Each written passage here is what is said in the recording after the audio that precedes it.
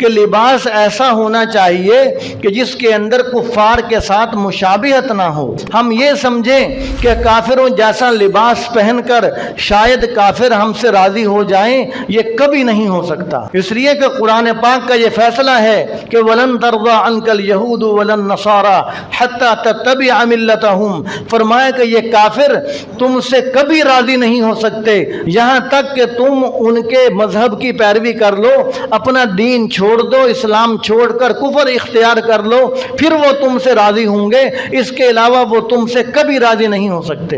تو اس لیے لباس کے اندر تیسرا اصول یہ ہے کہ لباس کافروں جیسا نہ ہو، لباس آدمی کا 100% اسلامی ہونا چاہیے۔ ہمارے لوگ تو کافروں جیسا لباس پہن کر فخر محسوس کرتے ہیں، لیکن کبھی دیکھا کہ کسی کافر نے بھی ہم جیسا اسلامی لباس پہنا ہو؟ کسی کافر نے بھی ہم جیسا اسلامی لباس پہنا ہو کہ جی ہمیں مسلمانوں سے بڑا پیار ہے، ہم ان جیسا لباس پہنتے ہیں؟ پھر ہمیں مسلمانوں کو کیا ضرورت ہے کہ ہم گھٹیا ہو کر کافروں کا لباس پہنیں، ہم کافروں کے لباس کو عزت دیں؟